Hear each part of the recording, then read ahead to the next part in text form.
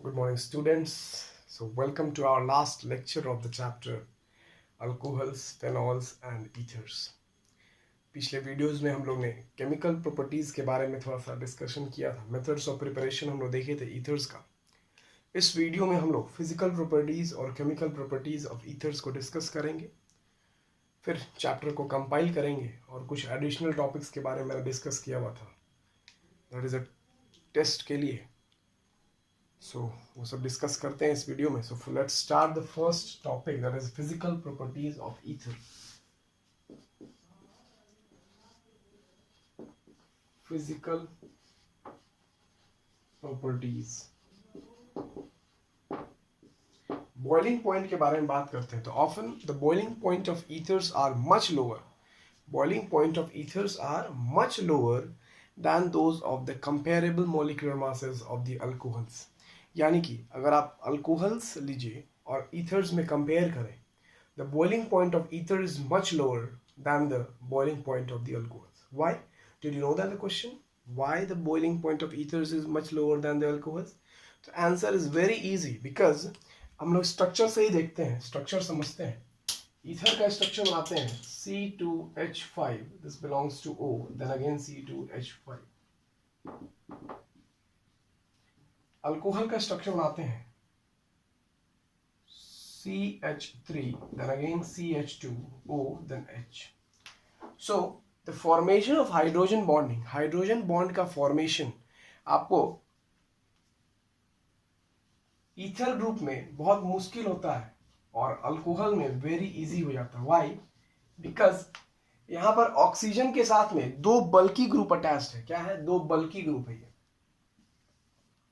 बल्की group होने के कारण हाइड्रोजन का attack, hydrogen bonding formation in ether becomes very difficult as compare to alcohol. So the boiling point of ether is much lower than that of the alcohols. Solubility का बात करते हैं तो water में सॉल्युबल होता है. क्यों? क्योंकि कुछ समय के लिए कैसे न कैसे करके ये हाइड्रोजन बॉन्ड फॉर्म कर लेता है. यहां से H, तो ये वाटर में भी क्या होता है? सॉल्युबल हो जाता है. ठीक है, तो ये था कुछ फिजिकल प्रॉपर्टीज. ईथर्स का बॉइलिंग पॉइंट आपको कम होता है अल्कोहल से, और फिर कंपेयर किया गया आपको सॉल्युबिलिटी. द सॉल्युबिलिटी और all ethers are soluble in water because of the formation of H bonding. लेकिन मॉलिक्यूलर मास बढ़ेगा तो सॉल्युबिलिटी भी क्या हो जाएगी? डिक्रीज हो जाएगी. क्यों? क्योंकि बल्की ग्रुप आने लग जाएगा और बल्की ग्रुप होने के कारण फिर हाइड्रोजन बॉन्ड का फॉर्मेशन नहीं होगा. तो इसीलिए कहा जाता है कि smaller ethers are only soluble in water molecules. अब कुछ केमिकल प्रॉपर्टीज के बारे में बात करते हैं हम लोग.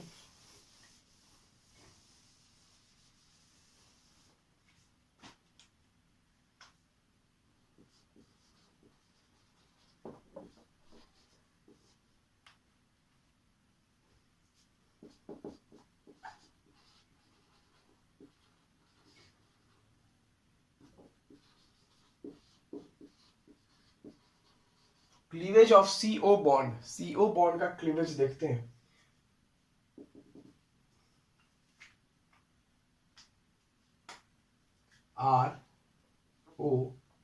R डैश हाइड्रोजन हेलाइड के साथ में रिएक्शन कराएंगे.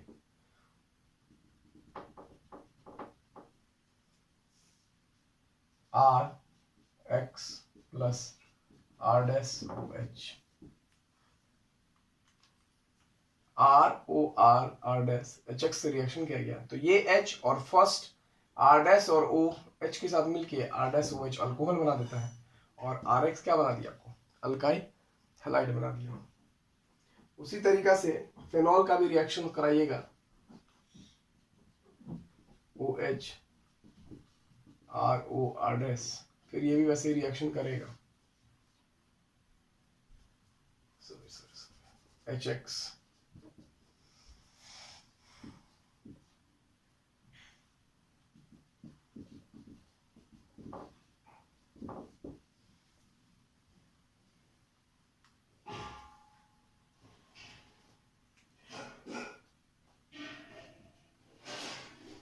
ठीक है, तो इस पर कुछ क्वेश्चन करके देखते हैं हम लोग.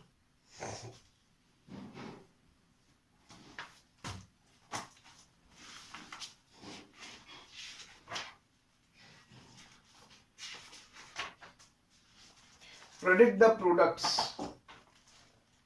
Predict the products. तो क्वेश्चन आपके पास गिवन है,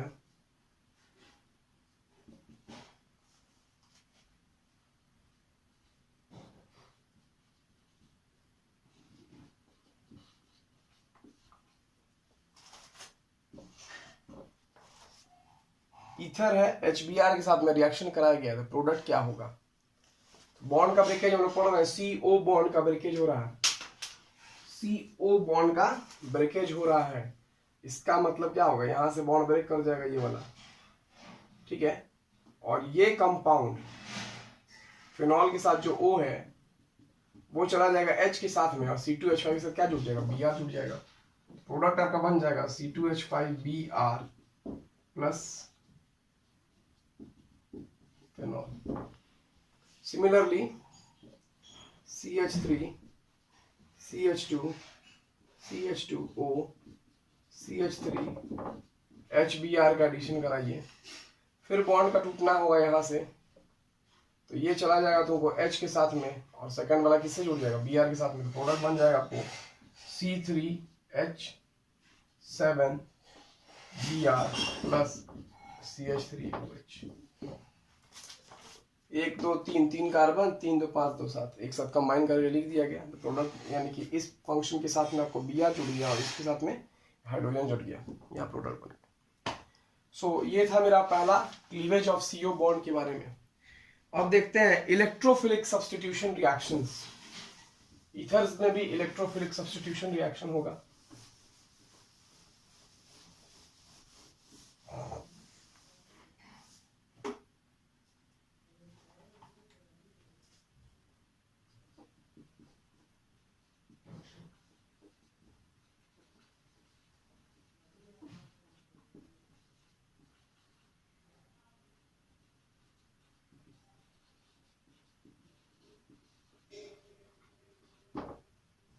तो लिखेंगे यहां पर द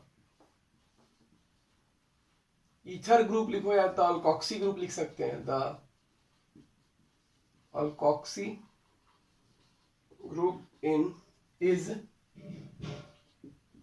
ऑर्थो कॉमा पारा, कैसा ग्रुप हो जाता है, ऑर्थो पारा डायरेक्टिंग ग्रुप हो जाता है, ठीक है। ऑर्थो पारा directing, the alkoxy group is ortho para directing and activates the benzene ring towards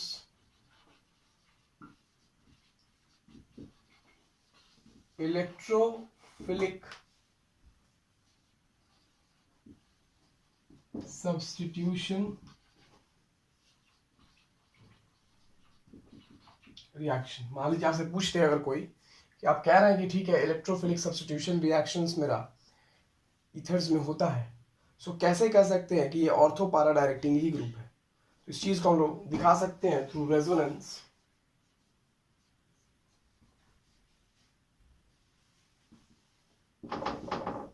ये मेरा ईथर ग्रुप हो गया, होगा क्या, फिर ये वाला यहां कूदेगा, ये बाहर आ जाएगा,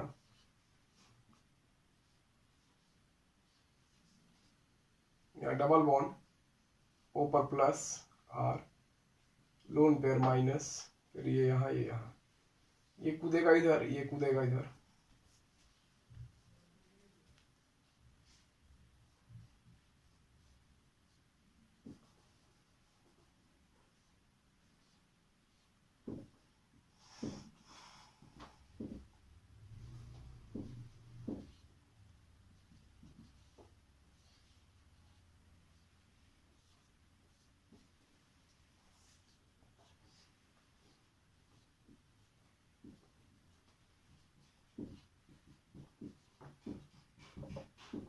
ये वापस ऊपर, ये अंदर।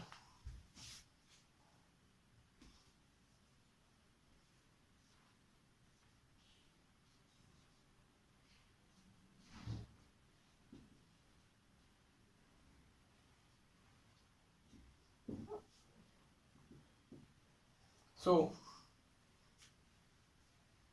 ये क्या हुआ, ऑर्थो हुआ, ये क्या हो गया, पारा हो गया, और फिर ये क्या मिल गया हमको, ऑर्थो।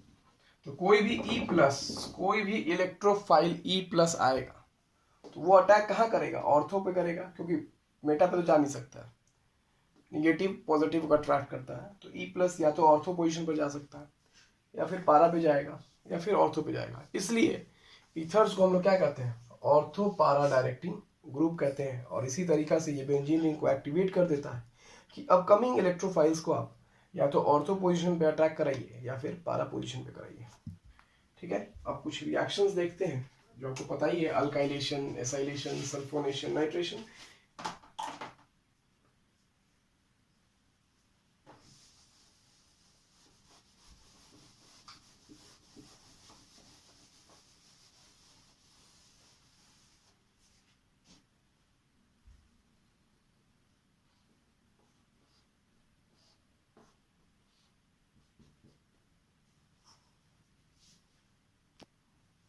सो इलेक्ट्रोफिलिक सब्स्टिट्यूशन में हैलोजिनेशन कराया गया तो ब्रोमो आपको ऑर्थो पोजीशन पे as well as para position बढ़ गया। अल्काइलेशन है, फिर एसाइलेशन है, then it is nitration.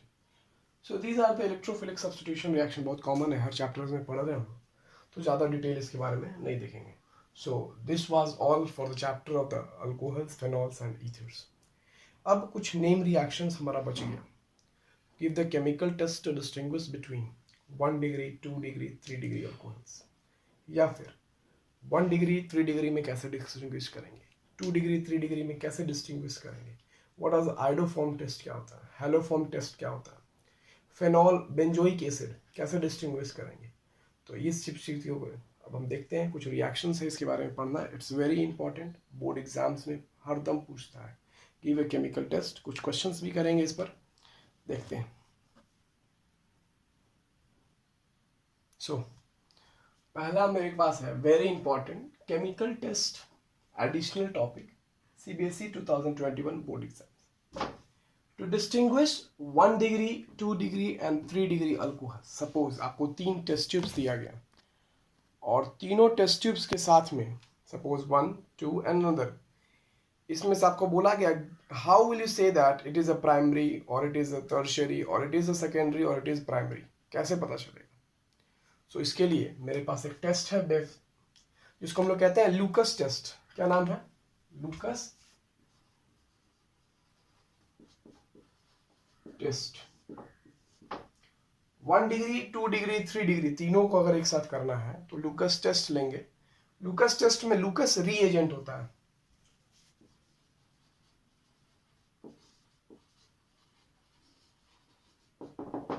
That is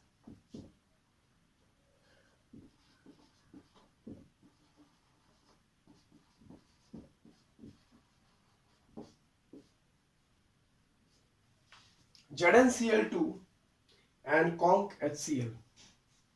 इस दोनों का मिक्सचर को हम लोग क्या कहते हैं, ल्यूकस रिएजेंट कहते हैं। ZnCl2 and conc HCl, concentrated है HCl, डाइल्यूट नहीं है।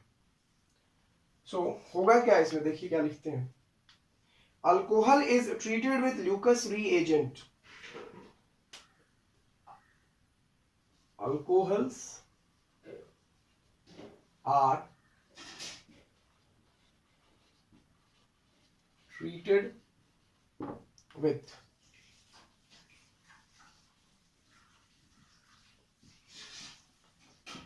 Lucas reagent.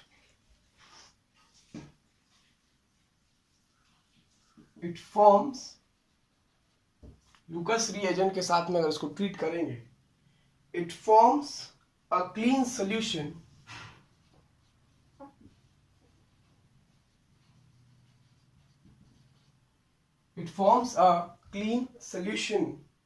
on reaction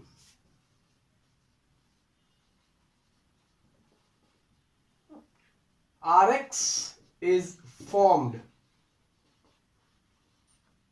Rx is formed, which being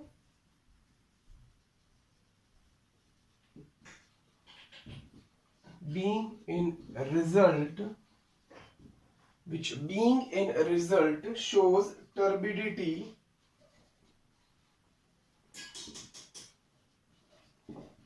in the solution. Alcohols are treated with Lucas reagent. It forms a clean solution on reaction.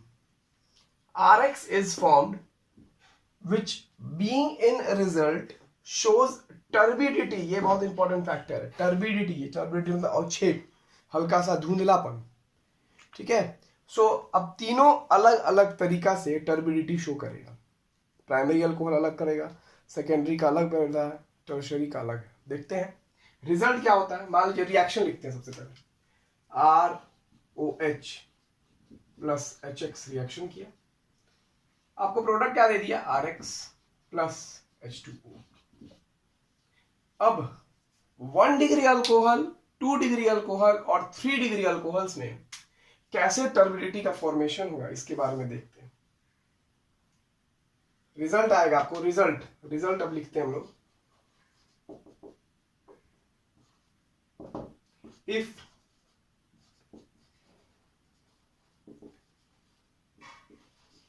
turbidity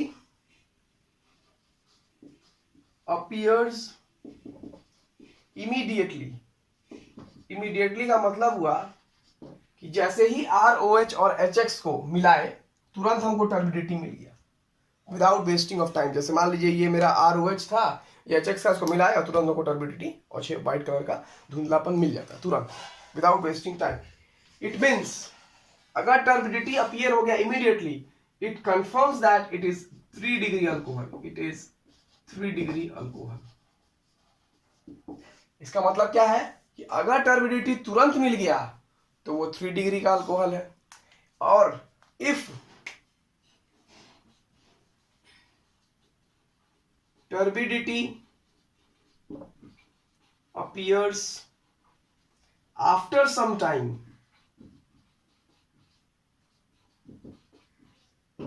कुछ समय के बाद अगर turbidity मिलता है, इट इज 2 डिग्री अल्कोहल.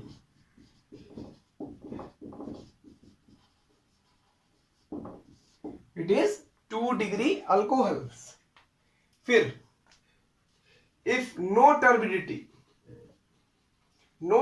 का मतलब हो गया, यहां लिखा हुआ था देखिए क्वेश्चन में, क्लीन सॉल्यूशन, और टर्बिडिटी 2 का बात की है. तो इफ नो टर्बिडिटी इसका मतलब क्या हो जाएगा, सॉल्यूशन मेरा क्लीन सॉल्यूशन मिल जाएगा ना. इफ नो टर्बिडिटी इसका मतलब क्लीन सॉल्यूशन हो गया. ये क्या कंफर्म करेगा, इट इज 1 डिग्री अल्कोहल. तो 1 डिग्री, 2 डिग्री, 3 डिग्री अल्कोहल्स को अगर हम लोग को केमिकल टेस्ट डिस्टिंग्विश करना है तो सबसे पहले लूकस रिएजेंट लेंगे. लूकस रिएजेंट ZnCl2HCl है, उसका रिएक्शन ROH के साथ में करा देते हैं. ROH प्लस HX, यहाँ ZnCl2 लिख लीजिए ऊपर में, इसके साथ में रिएक्शन कराइएगा. तो 3 तरह का आपको रिजल्ट्स मिलेगा, 3 तरह का आउटकम्स आएगा, ऑब्जर्वेशंस आएगा आपके पास. सो उस तीनों के कैटेगरी पे इसको हम आइडेंटिफाई करेंगे. अगर टर्बिडिटी आपको इमीडिएटली आ जाएगा, it means it's 3 degree alcohol. It takes some times, whether 5 minutes 10 minutes के बाद अगर टर्बिडिटी अगर आ जा रही है, then it is 2 degree alcohol. और सोल्यूशन एकदम क्लियर है, एकदम क्लीन सोल्यूशन है, नो टर्बिडिटी, नो एनी धुंधलापन नहीं है, कोई अवक्षेप नहीं है. It will give that it is 1 degree alcohols. तो ये पहला मेरा रिएक्शन था to distinguish between 1 degree, 2 degree and 3 degree alcohols. अब देखते हैं आइडोफॉर्म टेस्ट क्या होता है.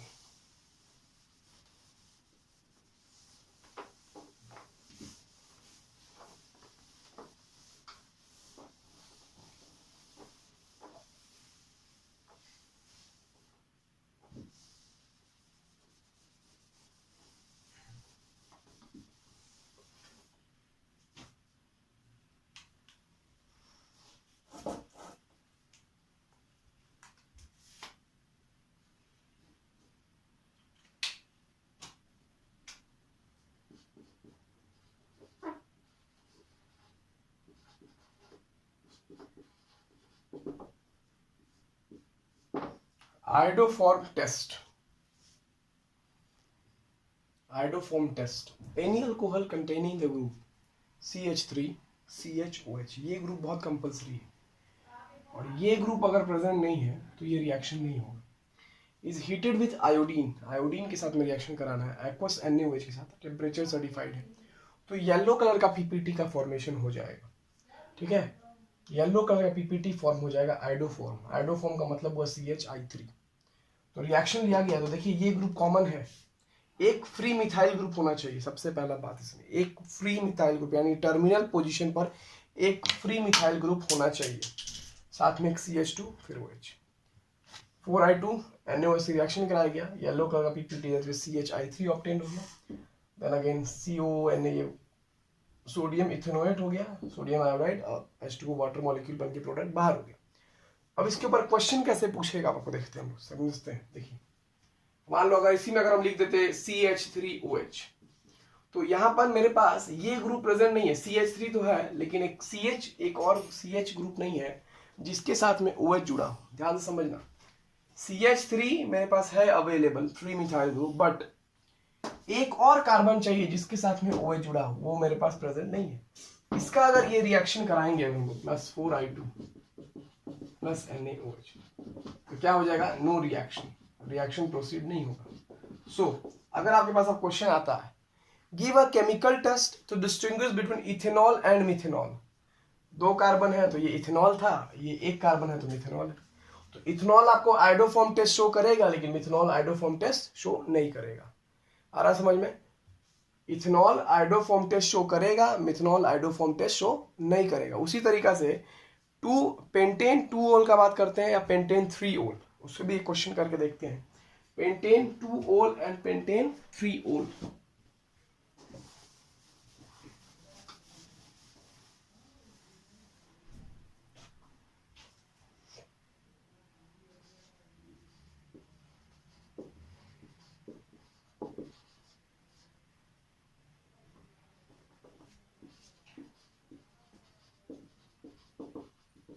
देखिए इस तरह क्वेश्चन को सॉल्व कैसे करेंगे, सबसे पहले एक 2 पार्ट में पेज आएगा, उसको बाइफरकेट कर लेंगे। फिर यहां लिखेंगे हम लोग पेंटेन 2 ओल, फिर यहां लिखेंगे पेंटेन 3 ओल।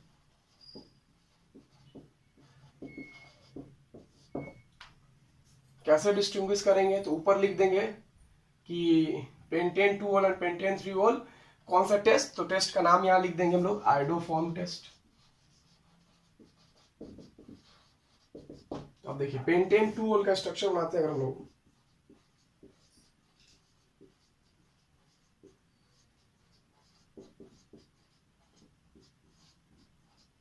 ये क्या हो गया, पेंटेन 2 ओल हो गया, 1 2 3 4 5, और सेकेंड कार्बन पे एक OH हो गया पेंटेन। इसका रिएक्शन कराएंगे हम लोग I2 iodine + NaOH, sodium hydroxide, वही करा ना, any alcohol group containing the group is heated with iodine and aqueous NaOH। NaOH ले लिए हम लोग, एक्वस है, तो येलो कलर का पीपीटी फॉर्म हो जाएगा, प्रोडक्ट आपका फॉर्म हो जाएगा यहाँ पर CH3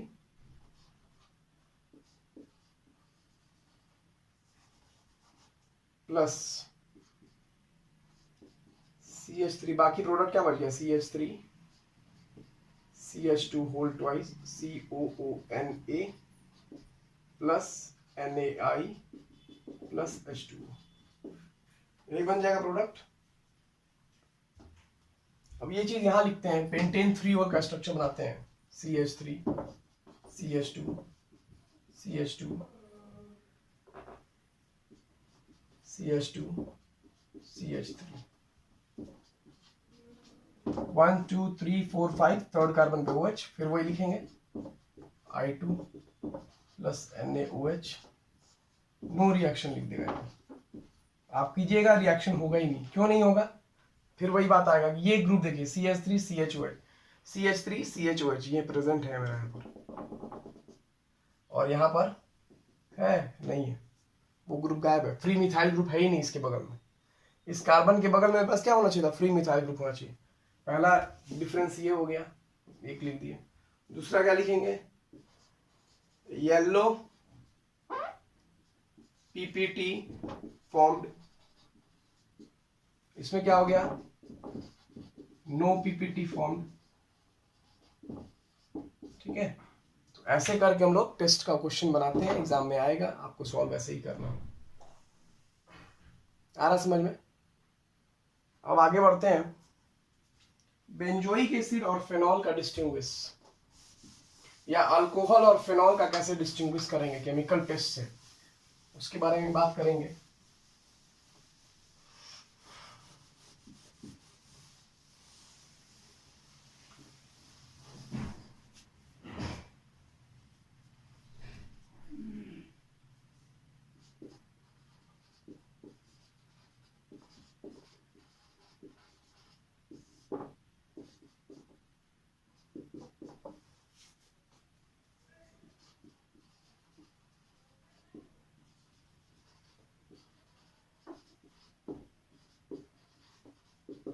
ferric chloride test FeCl3 से पास कराएंगे फेनॉल को।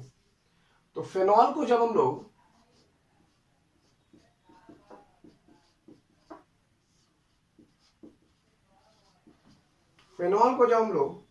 FeCl3 से पास कराएंगे तो ये हमको एक कॉम्प्लेक्स कंपाउंड दे देगा, दैट इज Fe।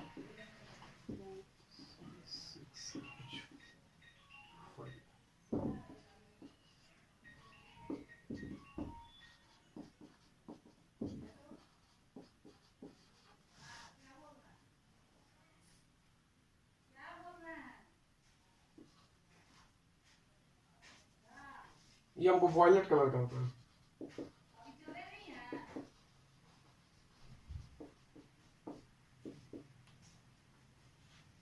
तो जब फेनॉल को FeCl3 से पास कराएंगे तो हमको वॉयलेट कलर का कॉम्प्लेक्स मिल जाएगा, ठीक है। और अल्कोहल को अगर पास करा देते हैं ROH FeCl3 से तो नो रिएक्शन हो जाएगा।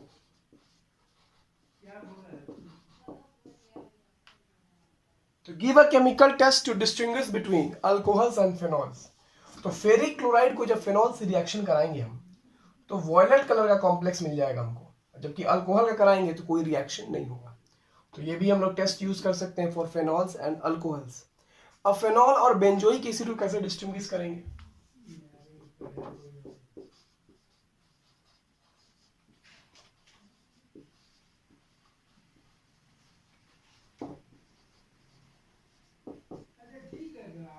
फेनॉल एंड बेंजोइक एसिड्स बहुत आसान है। बेंजोइक एसिड यानी कि बेंजीन के ऊपर COOH that is carboxylic acid जुड़ा रहेगा, sodium carbonate that is Na2CO3 से पास करा दीजिएगा। तो देखेंगे हम लोग कि बेंजोइक एसिड में बेंजोइक एसिड आपको सोडियम COONA जुड़ जाएगा और यहां से carbon dioxide plus H2O, carbon dioxide gas elaborate हो जाएगा, बाहर निकलेगा। इसको फिर हम लोग माचिस का तीली मैच स्टिक यूज करेंगे या फायर कोई भी लेके जाएंगे तो you find that there is a popping sound produce हो जाता है। तो फेनॉल बेंजोइक एसिड का रिएक्शन सोडियम कार्बोनेट से कराया गया तो बेंजोइक एसिड का सोडियम कार्बोनेट से रिएक्शन कराया गया तो आपको क्या बन गया? फेनॉक्सी कार्बोनेट बन गया आयन, सोडियम कार्बोनेट आयन, उसके अंदर कार्बन डाइऑक्साइड गैस यहां से निकल गया और H2O प्रोडक्ट यहां से निकल गया। लेकिन जब हम फेनॉल का रिएक्शन कराएंगे Na2CO3 के साथ में तो ये रिएक्शन ही नहीं करेगा। क्यों? Due to the presence of lone pair on the oxygen atom, और बेंजीन भी इलेक्ट्रॉन विड्रॉइंग ग्रुप है, उस वजह से आपका Na2CO3 का रिएक्शन नहीं हो पाएगा। Phenol has a lone pair of electron so it is attached with the Lewis acid and the further reaction is not possible. तो यहाँ क्या हो जाएगा? No reaction. तो कुछ अभी तक हम लोग केमिकल टेस्ट के बारे में पढ़ा, 4-5 टेस्ट पढ़ लिए। टेस्ट फॉर अल्कोहल्स में टर्बिडिटी वाला देखा, ल्यूकस टेस्ट, दूसरा आइडोफॉर्म टेस्ट, तीसरा देख लिया फेरिक क्लोराइड टेस्ट, और चौथा देख लिया फेनॉल और बेंजोइक एसिड का सोडियम कार्बोनेट को पास कराने के बाद टेस्ट। तो आपका आज चैप्टर 2 फाइनली कंप्लीट हो गया। अब कल से हम लोग 3rd चैप्टर के बारे में पढ़ेंगे, स्टार्ट करेंगे। उसके बीच में आप लोग सारे क्वेश्चंस NCERT का सॉल्व कीजिए, इन टेक्स्ट क्वेश्चन सॉल्व कीजिए। जो भी डाउट है चैप्टर्स में प्लीज़ मेंशन कीजिए कमेंट सेक्शन में, डाउट पूछिए, ख़त्म कीजिए चैप्टर अपना भी। समय नहीं है, एग्ज़ाम बहुत नज़दीक है, सिलेबस बहुत ज़्यादा कवर करना है, ठीक है। सो कल हम लोग without time wasting 3rd chapter start करेंगे। But I request you all please solve all the questions in your NCERT in your copies, note down करिए, प्रॉब्लम पूछिए अपना ज़्यादा से ज़्यादा, I have not much time to solve each and every questions on the board. ठीक है, मैं जितना important था आपको solve कराया, but now it's your duty to solve the question.